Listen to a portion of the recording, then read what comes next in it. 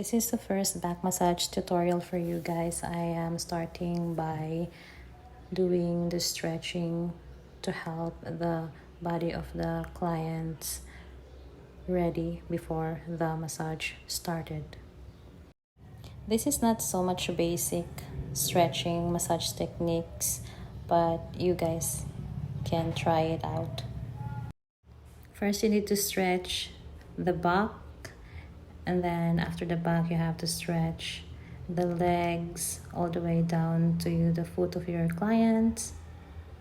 Each side must need to be stretched separately. Make sure that your client is comfortable while doing the stretching.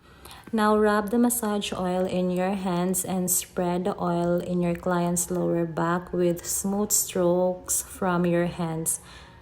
The main techniques for spreading the warm oil across the person's back is called effleurage, which means it is a light friction. Use the gliding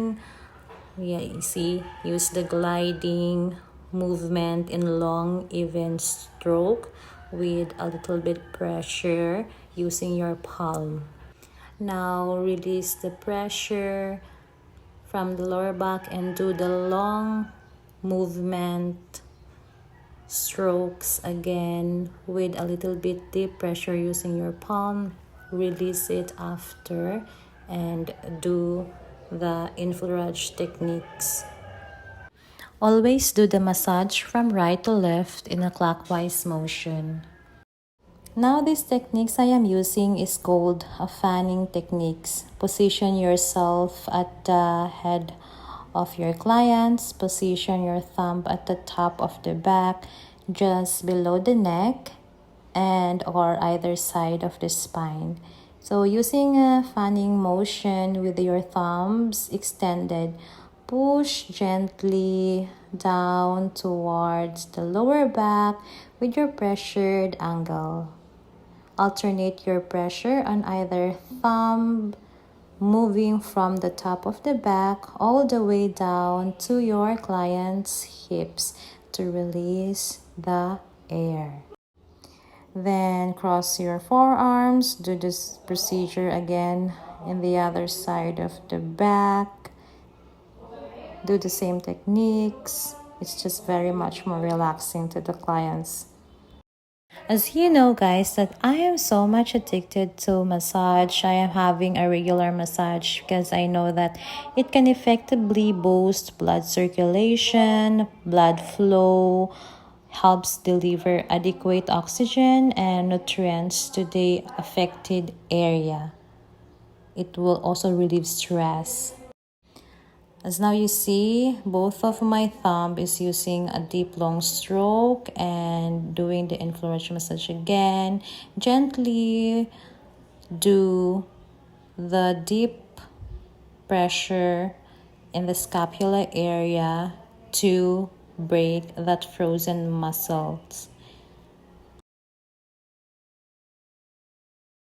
The fanning massage technique is very much useful when you're doing the massage. So repeat these techniques on the other side of the back. Finish the massage by working on both sides of the back at the same time.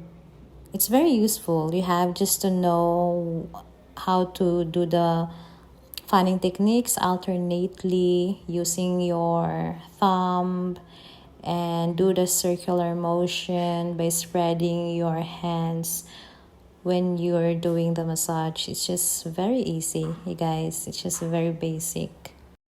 But you always have to remember doing these techniques would be very much gentle over the bony area, most especially in the spinal cord area.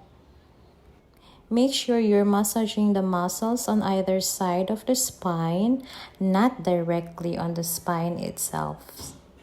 Massaging over the spine can be very uncomfortable, you guys, and it's very dangerous if you are not trained properly. So you see, I am not directly doing a pressure in the spine. Instead, you see the thumb, it is just only in the side of the spine, and in the side of the scapula as well. Alright, you guys, so press more firmly. You can apply more pressure sometimes with your thumb as you move in a circle motion, most especially in the scapular area all the way to the shoulder, because that's where the frozen muscles is hiding.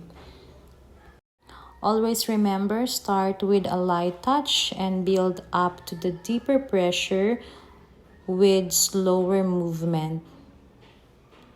Please do always use a relaxed techniques. I hope you guys continue watching until the end of this massage tutorial and you get something from it. And please do subscribe, likes, comments, join my VIP memberships for more uncut videos to this massage video. I have the full uncut only for the members of this channel. Thank you so much for watching and for supporting Antan. Have a blessed day, everyone. Keep safe, keep amazing, stay cool, stay fresh, and have a blessed day again. Goodbye. See you again into my next vlog. Followers, 5 na kailangan. Oo, 5K. Pero feeling ko mas maliit lang ganun si Facebook kaysa ka YouTube. At least kung naka-YouTube na ako, Facebook. May dalawahan ang ato ang ano. Oo. Ikaw.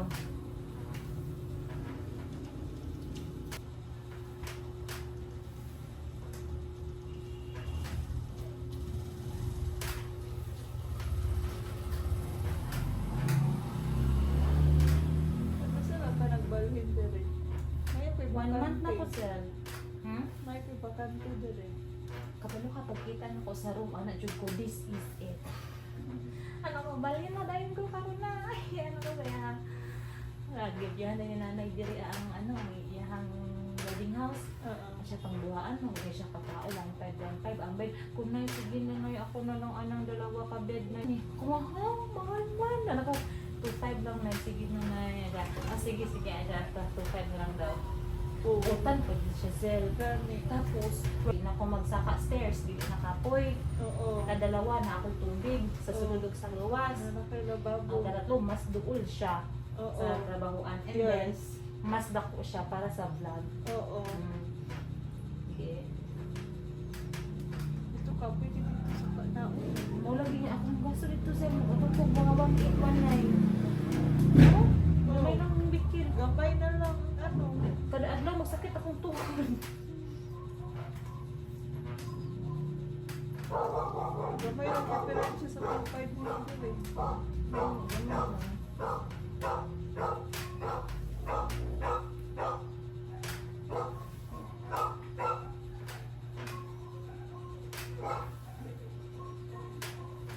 Ayaw hair.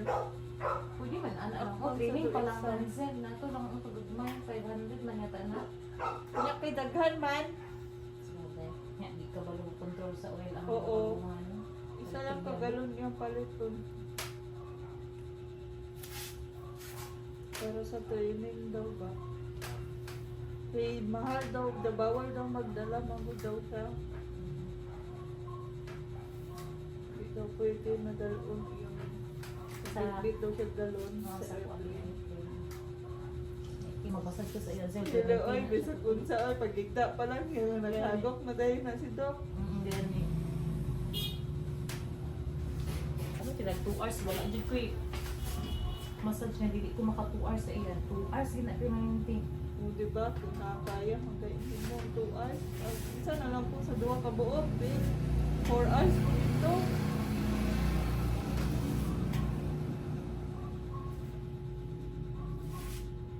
Pero grabe na. Starting na tulak sa borda ng gusto. Pero dito daw, building code, sarili daw to dito. Sarili, gusto niya na ano. Oo, sarili to na Bawi man. building.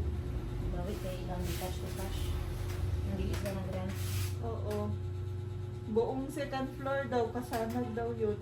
So, napay first floor. Ay, as in, ibig sabihin, naku, kayo siya. Oo.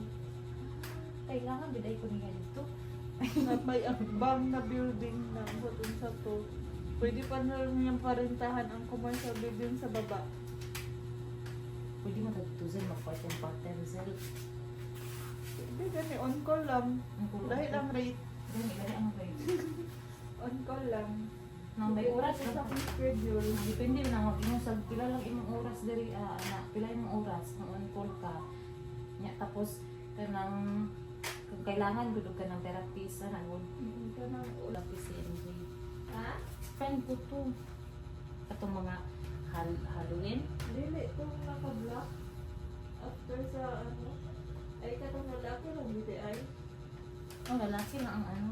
Ang available at mga time. Ay dili ang nag-request ko. Ay, katong naka-massage ko sa Azul.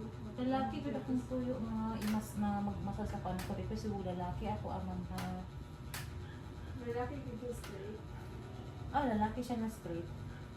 Kasi, 15 years old pa siya nag-massage. Tapos nag-stop siya, tapos nag-work na po siya as massage therapist na po. 10 years. 23 na niya to? 24 man siguro to siya, 25.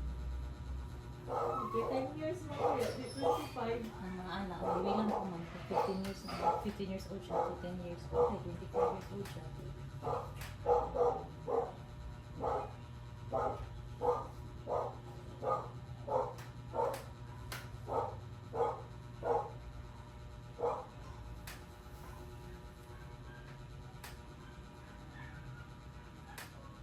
Sa pagbayad ato.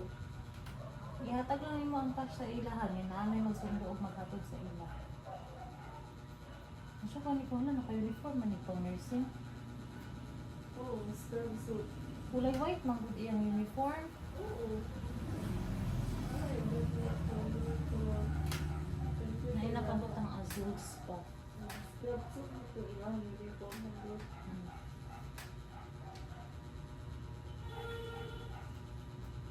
Masa ka nabat si Ma'am Bebe Patadjong ni? Ito ang ilo-ilo.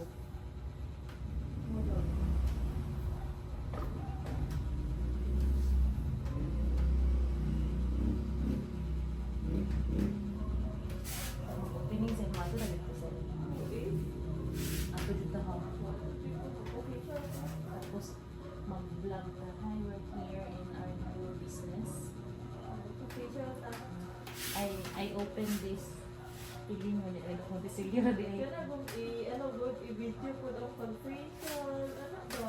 Kung masugot sila, Sugot lagi na si Mambed na mismo nagsabi. tapos inyo na ako dito sa nakita na ako sa YouTube, ay sa Facebook. Eh, punta na kayo dito sa kasama Lord. Andito yung favorite niyo na vlogger. Ako mismo magmamasad sa inyo. Gusto niyo yun?